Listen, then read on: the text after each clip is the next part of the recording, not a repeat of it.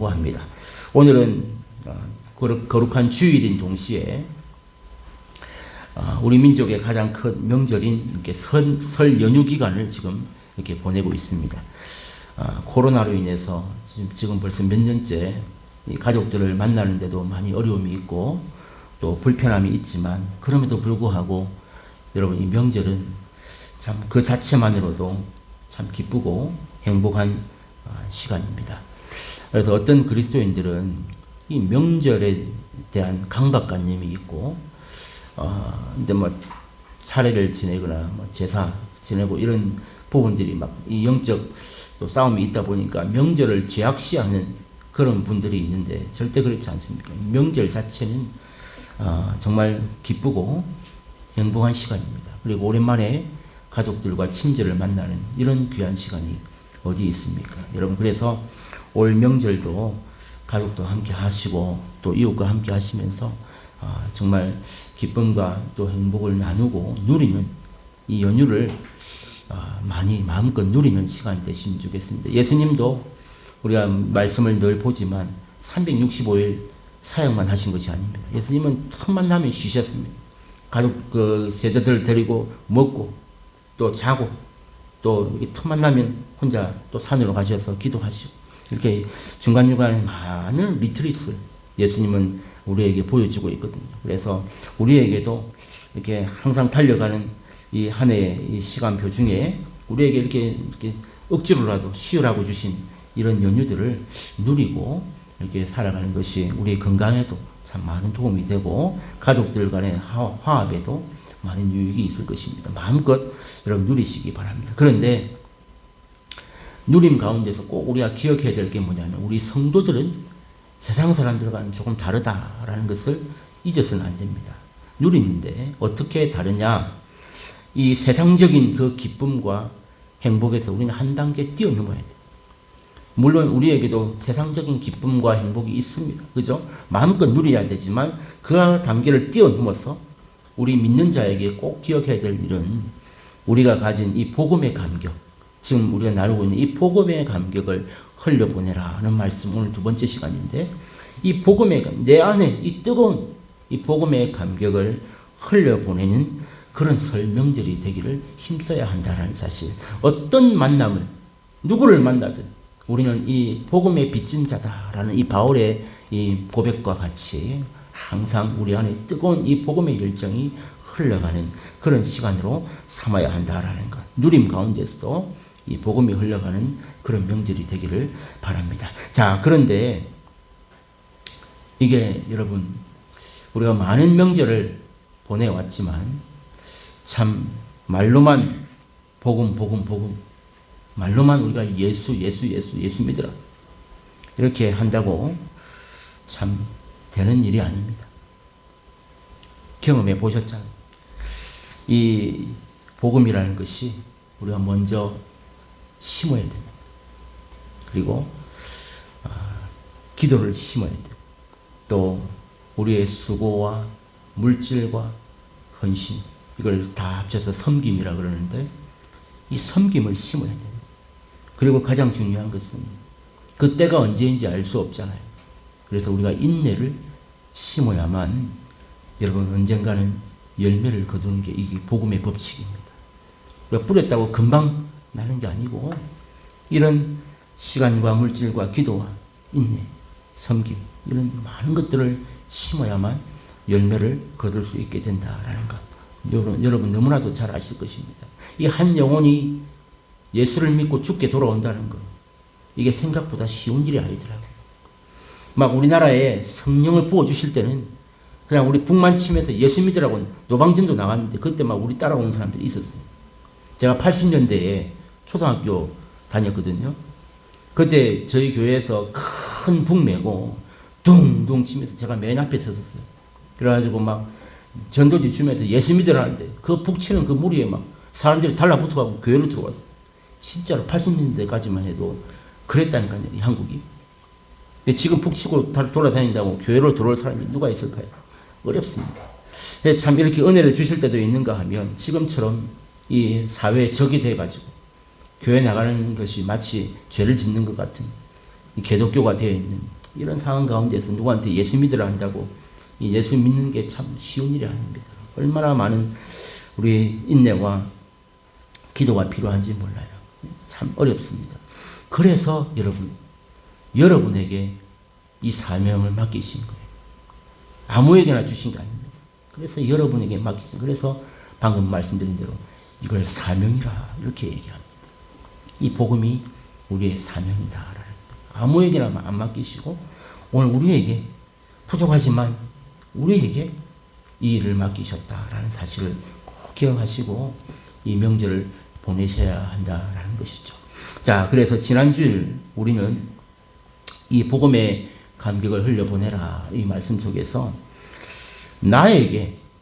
과연 나에게 복음의 감격이 있는가 이 말씀을 첫 번째 시간을 나누었습니다. 그걸 어떻게 확인할 수 있었죠? 정말 내 안에 복음의 감격이 있나 없나 어떻게 확인했습니까? 세 가지 질문이 있었잖아요. 내가 다른 사람에 대한 감사가 있는가? 정말 누구를 만나고 나면 그분에 대한 감사, 어떤 사람에 대한 감사, 이게 복음에 대한 내 안에 복음이 흘러가는 증거다. 두 번째는 뭐였습니까? 내가 다른 사람에 대한 칭찬과 격려가 있는지, 아니면 불평과 불만과 원망만 있는지, 이걸 통해서 내 안에 복음의 감격을 흘려보내는 그 지표를 질문해 보았습니다. 항상 다른 사람을 칭찬하고 격려하는 일에 내가 쓰임받고 있는가? 그리고 마지막 세 번째, 내 안에 정말 복음의 감격이 흘러가는지 이거 어떻게 알 수 있었죠? 내가 어떤 영혼, 다른 사람을 위한 중보기도, 정말 내가 다른 사람을 위해서 끊임없이 그 영혼을 위해서 중보기도 하는 자인가? 이게 내 안에 복음의 감격이 지금 흘러가고 있는지 아니면 그렇지 못했는지를 우리가 분별할 수 있는 귀한 질문들이었다라는 것이죠. 자, 오늘 이 본문은 짧은데, 자, 오늘 이 11절에서 14절 말씀은 어떤 이야기냐? 이 복음의 감격이 방금 말씀드렸던 그 세 가지 지표 있죠. 이게 흘러가는지 안 가는지 이걸 나누었는데, 이제 지난주에는 나에게 대한 지표였다면 이제는 이 복음의 감격이 실제로 다른 사람들에게 어떤 영향을 미쳤는가. 그러니까 오늘 이 본문의 두 가지 질문은 다른 사람을 통해서 이제 결과가 나오는 거예요. 그래서 다른 사람에게 이 복음의 영향력을 어떻게 미쳤는가, 이 질문을 통해서 나에게 복음의 감격이 흘러가고 있는지 아닌지를 보게 되는 거예요. 자, 그런 의미에서 네 번째 질문이 뭐냐? 지난주와 이어서 갑니다. 그래서 오늘 네 번째, 자, 이 다른 사람에게 어떤 영향을 미쳤는가를 질문하는데, 오늘 주신 첫 번째 질문은 뭐냐면, 나로 인해서 다른 사람이 견고해지고 있는가? 이걸 통해서 내가 지금 복음이 흘러가는지 아닌지를 점검하게 된다라는 것입니다. 나로 인해서 어떤 한 사람, 다른 사람이 견고하게 세워져 있는가? 이것을 질문하고 있습니다. 11절에 보시면 우리가 아까 다 읽었는데, 내가 너희 보기를 간절히 원하는 것은 이렇게 말하고 있죠. 어떤 신령한 은사를 너희에게 나누어 주어 너희를 견고하게 하려 함이니 라고 분명히 바울은 오늘 너희를 견고하게 하기 위함이다 라고 말씀합니다. 여기 나오는 이 견고하게 하다라는 이 단어, 견고하게 하다라는 이 단어가 헬라어입니다. 신약은 다 헬라어로 쓰여지잖아요. 그래서 견고하게 하다라는 이 헬라어 단어를 우리나라 말로 번역을 하면 어떤 말이 되냐 하면 강하게 하다. 뭐 똑같은 말이죠. 견고하게 하는 것이나 뭐 우리나라 말로 강하게 한다는 말이냐 비슷한 말입니다. 영어로는 뭐냐 찾아보니까 be strong, 강하다는, 강하게 되다. 그러니까 be strong이라고 이 단어를 표현하고 있습니다. 즉 이 말은 지금 바울이 이게 지금 누구한테 쓴 편지예요? 로마 교회 성도들에게 쓴 편지입니다. 즉 로마 교회 성도들이 이렇게 견고하고 우리말로 강하게 되기를 원했다는 것이죠. 왜 그랬을까? 이 사도 바울이 왜 로마 교회 성도들이 견고하고 강하게 되기를 원했느냐? 여기에는 바울에게 한 가지 소원이 있었다는 것입니다. 소원. 바울의 소원이 담겨 있어요. 너희들이 강하고 견고하게 되길 원한다. 왜? 그 마음속에는 바울의 한 가지 소원이 있었다. 어떤 소원이냐? 바울은 이 로마 교회를, 지금 로마 교회 성도들에게 계속 몇 번이나 가고 싶어 했지만 자꾸 길이 막혔다 했지 않습니까? 왜 가고 싶어 했느냐? 어떤 소원이냐? 바로 이 로마 교회 구성원들인 그 로마 교회 성도 한 사람 한 사람들이 이렇게 믿음으로 잘 성장하기를 원했습니다. 그래서 한 사람 한 사람이 믿음으로 잘 성장해서, 그게 성도가 잘 성장해서 모이면 뭐가 됩니까? 교회 공동체가 되는 거예요. 우리 한 사람 한 사람은 교회가 아닙니다. 그런데 우리가 모이면, 두 사람 이상 모이게 되면 그게 교회 공동체가 됩니다. 그래서 로마 교회 구성원들인 성도 한 사람 한 사람이 믿음으로 잘 세워져서 이게 같이 교회 구성원, 교회 공동체로 같이 세워지기를 원했고, 그 교회가 오늘 말씀과 같이 견고하게 세워짐으로 말미암아 로마 교회가 어떤 교회가 되기를 원했느냐? 영적으로 강한 믿음의 공동체가 되기를 바라는 이 한 가지 소원이 이 바울에게 있었다는 거죠. 그래서 이 바울이 로마 성도들에게, 이 교회에게 자꾸 가고 싶어 했던 이유였다라고 설명하고 있습니다. 그래서 너희가 강하게 되기를 원합니다. 뭐가 강하게요? 힘이? 아니요. 믿음이 뜨겁고 강한 그런 교회 공동체가 되기를 원한다라고 하는 이 한 가지 소원이 바울에게 있었다라는 것이죠. 오늘 이 말씀을 통해서 저는 명절 말씀을 나누기 원합니다. 오늘 우리도 이 명절을 맞아서 우리에게도 이런 마음의 소원이 있어야 할 줄로 믿습니다. 어떤 말씀 뜻이냐면은 우리 마음 가운데 바울처럼 이런 마음의 소원이 있어야 돼요. 우리 사랑하는 부모님, 그리고 형제들 그 한 분 한 분, 정말 이 한 사람 한 사람이 다 복음을 받고 구원받았어. 이게 바울이 원했던 그 로마 성도들 한 사람 한 사람이 믿음으로 바로 세워지길 원하는 마음이죠. 마찬가지로 우리 부모님부터 우리 형제들, 그 손자들, 가족들까지 다 한 사람 한 사람이 정말 이 복음을 받고 구원받았어. 그래서 더 나아가서 뭐가 됩니까? 우리 가정이 믿음의 공동체가 된다는 거예요.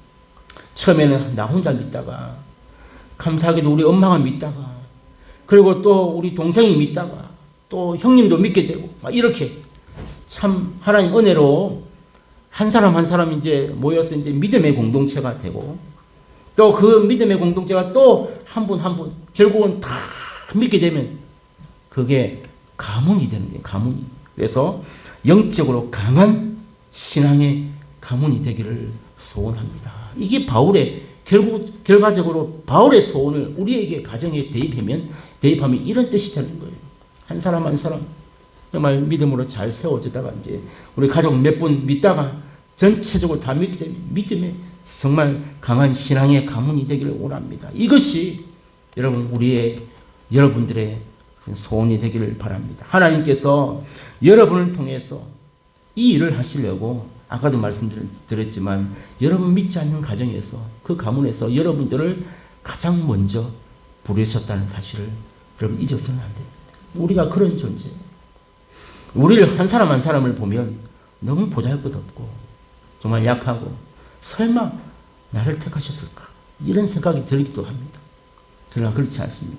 하나님은 우리를 통하여서 그 하나님의 일을 하시고 약한 자를 통하여서 정말 하나님이 하시는 일을 영광을 받기 위하여 하나님은 우리를 먼저 부르셨다라는 이 사실을 잊지 말고 이것이 바로 복음의 감격이 있는 사람의 모습이다라는 사실. 바울이 오늘 우리에게 보여주시는 첫 번째 메시지입니다. 두 번째로 오늘 다섯 번째 마지막 질문은 무엇입니까? 자, 나에게 복음의 감격이 흘러가는 자인가? 이것을 점검하기 위한 다섯 번째 질문은 나는 다른 사람이 열매를 맺도록 도와주고 있는가? 열매, 이 열매가 중요합니다. 다른 사람이 열매를 맺을 때까지 정말 내가 철저하게 섬기고 도와주고 그렇게 하고 있는가? 이것을 오늘 바울은 우리에게 질문하고 있습니다. 이게 복음이 흘러가는 자의 특징이라는 것이죠. 13절에 보면 이렇게 말씀합니다. 형제들아, 내가 여러 번 너희에게 가고자 한 것을 너희가 모르길 원하지 아니하노니. 그렇죠. 여러 번 가려고 그랬어. 이는 너희 왜 가려고 했습니까? 너희 중에서도 다른 이방인 중에서와 같이 뭐 하려고요? 열매를 맺게 하려 함이로되. 지금까지 막혀서 못 갔다 이러고 있죠. 자, 가려고 했던 이 두 번째 목적이 뭐라고요? 열매를 맺게 하려 합니다. 바울은 오늘 우리에게 주신 이 두 번째 메시지가 다른 사람이 열매를 맺도록 이렇게 힘쓰고 도와주려고 하고 있는 자였다라는 이 사실이 오늘 우리에게 두 번째 메시지가 됩니다. 자, 로마 교회 이 성도들의 아까 처음에 성장과 견고하게 세워진다고 그랬잖아요.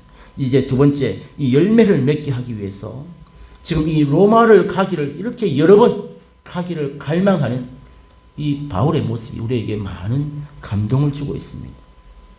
자기의 유익을 위함이 아니고 오직 다른 사람을 세우고자 하는, 열매를 맺고자 하는 이 바울의 간절한 소망, 이게 우리에게 참 감동이 되는데, 여러분들에게는 어떻습니까? 이런 아름다운 어떤 소원과 목표가 있습니까? 바울이 지금 이런 소원을 말하고 이런 비전을 말할 때 여러분 어떠세요? 아, 나도 어떤 사람이 생각이 나고 나도 그런 목표가 있습니다 라고 그런 어떤 마음의 그런 목표가 있습니까? 그리고 그 목표를 가지고 지금도 여러분 기도하고 있습니까? 어떠세요? 여러분 이런 꿈을 품고 기도하는 인생이 복된 인생이고, 또 이 기도가 언젠가는 이루어질 때 그때 많은 열매를 맺게 된다라는 것을 오늘 이 로마서는 우리에게 말씀하고 있는 중요한 교훈이 됩니다. 그래서 이 바울은요, 그러면 이 로마 교회 성도들에게만 그렇게 했느냐? 그게 아니더라는 거예요. 제가 이 성경을 다 여러분 찾을 수는 없지만 그냥 바로 옆에 있는 빌립보 교회 성도들, 로마 옆에 이 빌립보 교회에 있는 성도들에게도 이 바울의 마음은 통일했다라는 것을 성경을 찾아보면 바로 나옵니다. 우리 한 번만 찾아봅시다. 빌립보서 1장 11절입니다. 우리 앞에 보시면서 한번 같이 읽겠습니다. 시작. 예수 그리스도로 말미암아 의의 열매가 가득하여 하나님의 영광과 찬송이 되기를 원하노라. 이게 여러분 바울이 빌립보 교회 성도들에게 한 편지예요. 거기 뭐라고요? 노란색을 써놨잖아요. 의의 열매가 가득하여. 이 바울은 로마 교회 성도들에게도 열매를 맺게 하려 함이라고 했지만 빌립보 교회 성도들에게도 의의 열매가 가득해서 하나님께 영광이 되기를 원하노라. 이게 바울의 마음이었다. 이게 즉 무슨 말이에요? 이게 바로 복음의 감격이 있는 자의 모습이다. 내 안에 복음의 감격이 있습니까? 있다면 로마 교회 성도들뿐만 아니라 빌립보 교회 성도들, 갈라디아 성도들, 뭐 어느 성도들 할 것 없이 이 복음의 감격이 있는 자는 열매를 맺게 하는 일에 이렇게 애쓰고 힘쓴다라는 사실을 보여준다라는 것이죠. 그래서 이런 마음의 소원을 가지고 정말 열매를 맺기를, 이런 마음의 소원을 가지고 우리가 기도하는 성도들이 많이 모여있는 교회가 건강한 교회입니다. 먼저는 우리 마음 가운데 어떤 사람을 세우기를, 견고하게 강하게 세워지기를 원하는 마음의 소원, 그리고 열매를 맺게 해달라는 이런 마음의 소원을 가지고 이렇게 기도하는 성도들이 많이 모여있는 교회가 이게 건강한 교회입니다. 여러분 이런 기도가 울려 퍼지는 교회가 될 때 오늘 이 1장 11절 말씀처럼 하나님의 영광과 찬송이 되는 이런 하나님을 기쁘시게 하는 열매가 많이 맺히게 된다라는 것을 오늘 바울을 통해서 우리가 배우게 됩니다. 그래서 우리도 마찬가지, 우리에게 맡겨주신 이 양산 호산나 교회, 그리고 여러분의 가정과 또 믿지 않는 가족들, 이들에게 정말 견고하게 믿음으로 세워지는 그 사명, 그리고 우리 교회가 성장하고 열매를 맺는 이 사명 위에 우리의 마음의 소원을 가지고 기도하는 우리 모든 성도들이 다 되시기를 주님의 이름으로 축복합니다. 또한 우리 명절 맞아서 여러분들에게 또한 잠깐 교훈을 나누기를 원합니다. 이 말씀이 우리의 명절에 어떤 말씀이 되어야 하겠습니까? 저는 그렇습니다. 우리 성도들이 다 거의 다 대부분 믿지 않는 그런 가정에서 참 힘들게 신앙생활하고 혼자 믿는 이런 가족들이 많고 참 많은 어려움을 겪고 있는데, 이 바울의 이 고백을 보면서 열매를 맺는, 또 견고하게 세워지는 이런 비전을 보면서 우리 성도들의 가정도 정말 이런 마음의 소원이 있었으면 하는 마음인데요.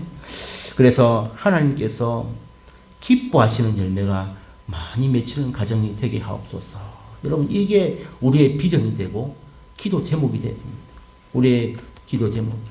우리 가정이 아직 다 믿지 아니하고 참 언제 믿을 줄도 모르는 이런 안타까운 상황 가운데 있지만 하나님께서 기뻐하시는 열매가 많이 맺히는 그런 가정이 되게 해주세요. 여러분, 이 기도가 끊어지면 안 됩니다. 그리고요, 하나님께서 주신 그 사명을 기쁨으로 감당할 때 내게 주시는 축복. 여러분, 이 비전이 있어야 돼요. 다 안 믿는다고 나도 안 믿는 자처럼 행동하면 안 된단 말이에요. 다 안 믿고 다 신앙이 없지만 나에게 맡겨주신 이 사명, 하나님께서 주신 이 사명을, 여러분, 어렵잖아요. 아까 제가 분명히 어렵다고 그랬잖아요. 그렇지만 주신 사명, 그 감사함으로 정말 기쁨으로 감당할 때 주시는 놀라운 축복, 이걸 우리가 사모해야 됩니다. 그래서 여러분, 내 인생 살아있을 때 나에게 만약에 복이 안 되면 누구에게 간다고 그랬어요? 그 복은 반드시 여러분들에게, 자녀에게 가는 줄로 믿으시기 바랍니다. 이게 사명이 주시는 축복. 하나님께서 이렇게 역사하신단 말이에요. 그래서 우리의 마음의 소원이 뭐냐? 이 열매가 많이 맺히는 가정이 되기를 여러분 절대 잊지 않고 기도해야 되고, 두 번째는 내가 우리에게 맡기신 이 사명을 기쁨으로 감당할 때 주시는 이 축복에 대한 비전도 가지고 우리가 나아가야 한다. 그리고 세 번째는 뭐냐? 가장 중요한 건 세상적인 성공이 아닙니다.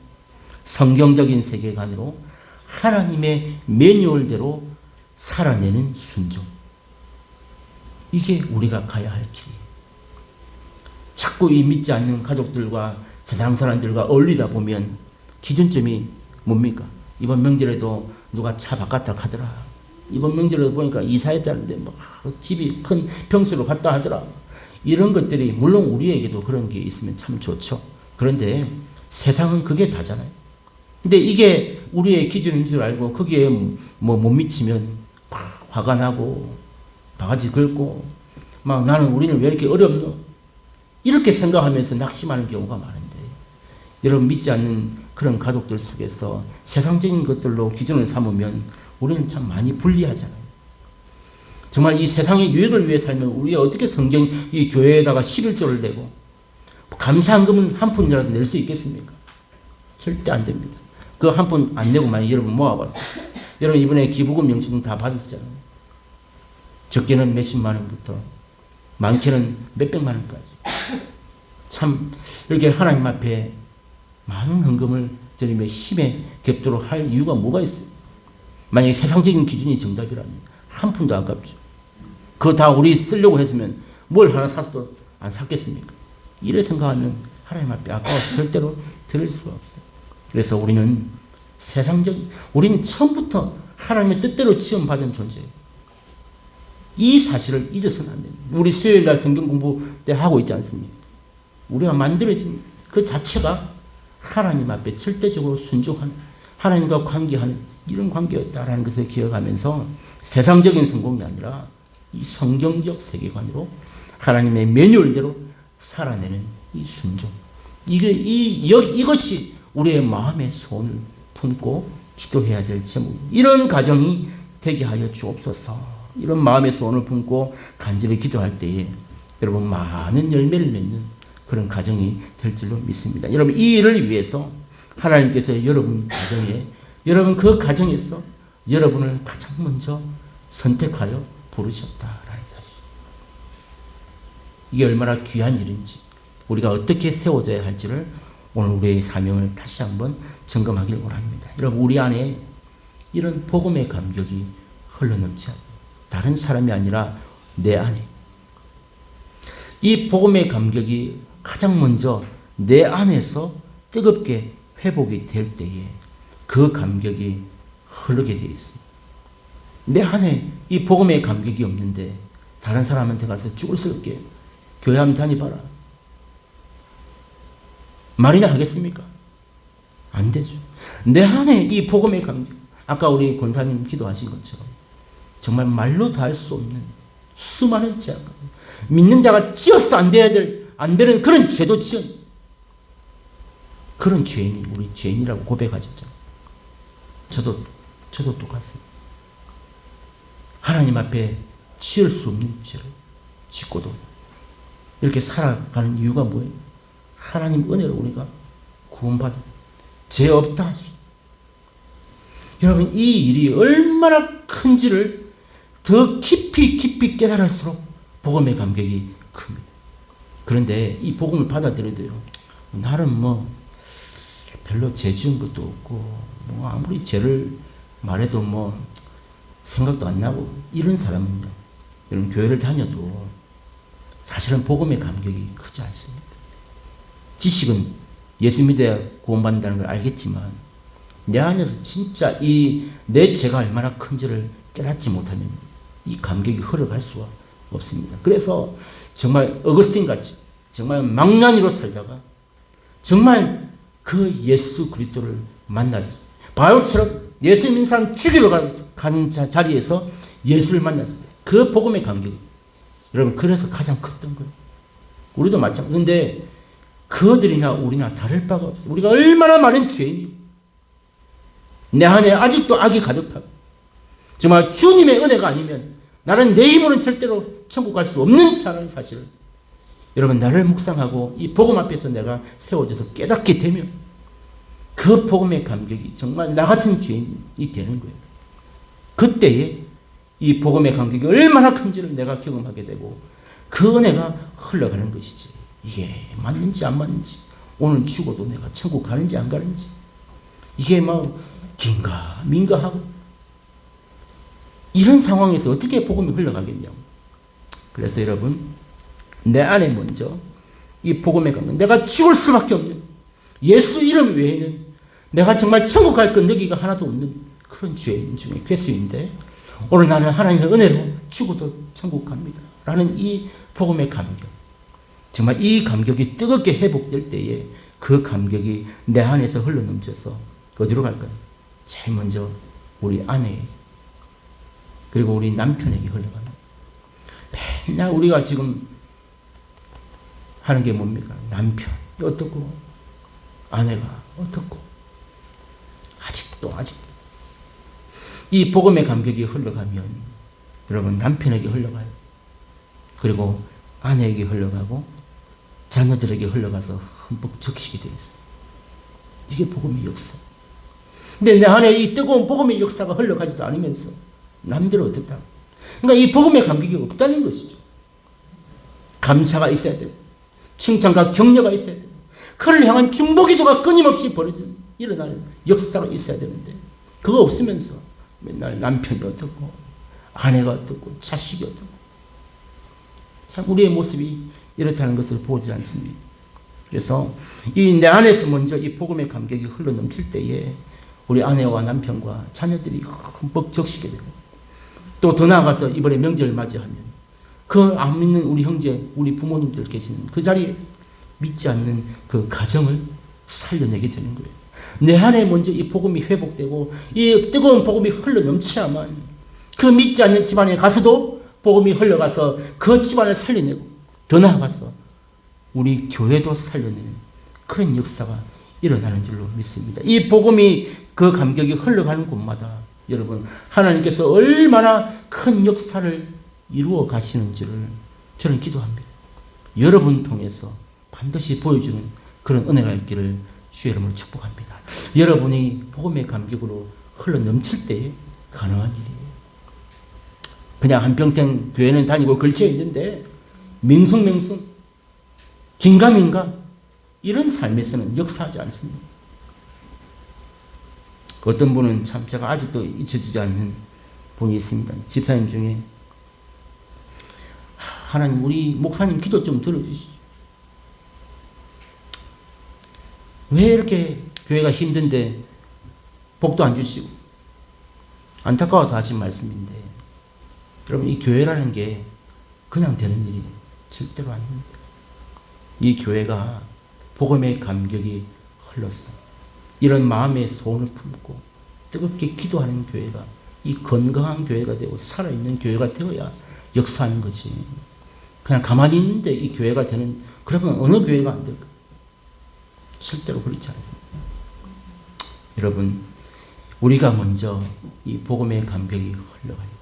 내가 먼저 이 복음의 감격 앞에 무릎을 꿇고 정말 이 은혜가 얼마나 큰지를 경험하게 될 때에 이 하나님께서 이루시는 그 역사를 우리가 보게 된다라는 사실을 기억하면서 여러분 이번 명절에도 우리가 좀 부족하고 아직 약하지만 그래도 이 말씀에 순종함으로 조금씩 이 복음의 사명을 감당할 때에 여러분 어렵다 했죠. 여러분 믿지 않는 가족에 가는데 뭐 나보고 누가 예수 믿겠어요? 그럴 일 없습니다. 하나님이 하셔야지. 누가 내 말 믿고 누가 내 보고 예수 믿겠어요? 그럴 일 없어요. 우리가 하는 거 아니고 하나님이 하시는 일. 그래서 결과에 상관이 없어요. 그래서 우리는 하나님께 쓰임받은 그 자체에 감사하세요. 그리고 기뻐하세요. 이거면 되는 거예요. 내가 예수 믿는 거 다 알잖아요. 그래서 먼저 섬기고 먼저 낮은 자리에서 자 여러분 그래서 주보에 이렇게 여러분 안에 보면 오늘 적혀 있잖아요. 서로에게 축복의 말만 하는 설명들 되시기를 하면서 설 연휴 동안 저를 통해 가족들에게 화평이 흘러가기를 기도합니다. 여러분 제발 이렇게만이라도 쓰임받기를 원합니다. 설 연휴 동안에 얼마나 많은 싸움이 일어납니까? 여러분 진짜 무슨 뭐 잔치를 치거나 뭐 초상을 치거나 뭔 일 하고 나면 가족들이 얼마나 문제가 많은지 막 드러나지 않습니까? 이런 어려운 가운데서 우리 믿는 자를 심어둔 이유가 뭘까? 우리가 화평의 종이 되고 섬김의 종이 되고 그리스도의 사랑으로 내가 예수 복음 한평생 해보셨잖아요. 안 됩니다. 하나님이 하셔요. 먼저 내 안에 복음이 뜨겁게 흘러 넘쳤어. 이 가족들을 적실 만큼 이런 은혜가 되지 않는 이상 허공에 삽질하는 거예요. 그래서 사랑하는 성도 여러분, 조금 이 어려운 이 사명을 우리에게 맡기셨는데 조금씩 결과에 상관없이 우리에게 주신 그 사명대로 정말 하나님께 쓰임받는 그 자체에 감사하고 기뻐하는 마음으로 오늘 믿지 않는 가족들에게 다가가고 만져주고 위로하고 섬길 때 우리 마음에 안 드는 구석이 얼마나 많습니까? 그러나 정말 그 모든 것을 뛰어넘어서 내가 사명받은 자다. 하나님께 쓰임받는 자다. 특별히 우리 가정에서 그래서 나를 뽑으셨다. 내가 무너지면 우리 가정에 소망이 없다. 라는 사실을 꼭 부여잡고 이번 이 명절에도 하나님께 쓰임받는 그 자체 정말 기뻐하고 감사하면서 우리 사명을 잘 감당하는 우리 모든 성도님들 다 되시기를 주님의 이름으로 축복합니다.